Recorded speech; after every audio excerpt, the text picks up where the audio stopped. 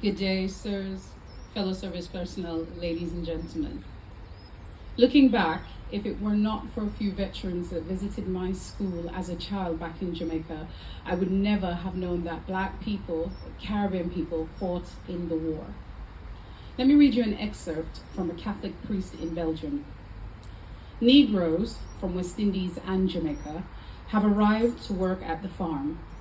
They're dressed like English soldiers, are civilized, speak very softly, but they are not much liked because of their sticky fingers, and on the whole, the civilians prefer to see the back of them. Because when they enter a place for a cup of coffee, they can stay anything from 5 minutes to a couple of hours.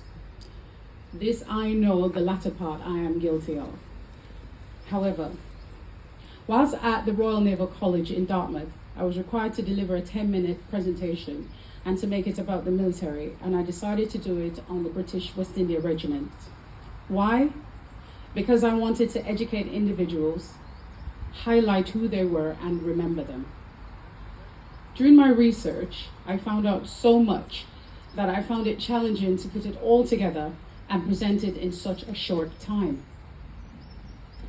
How do you summarize the contribution of a courageous and determined set of men who wanted to fight for king and country, but were denied and blocked because of the color of their skin?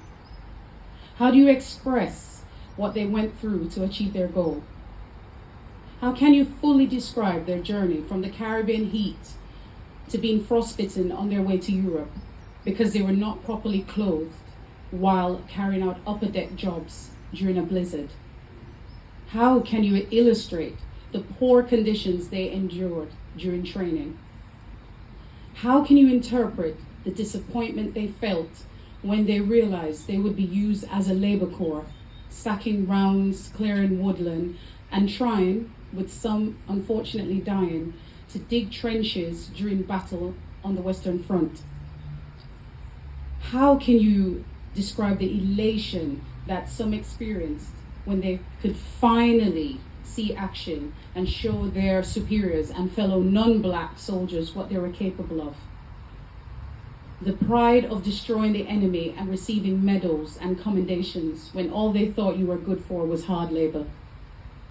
How can you put into words the disappointment, anger, humiliation that took place at Toronto when they were denied a pay rise and purposely delayed from going home? And when they were finally allowed, how can you fully express the dismay and resentment felt when there were no parades to welcome you? How do you explain how all this drove self-empowerment and led to independence? It was a hard self-inflicted task, but I love a challenge and was willing to rise to it. In the end, I believe I did a good job of educating those around me. Never mind me using the extra 2 minutes for the presentation and almost failing the whole task. Never mind that.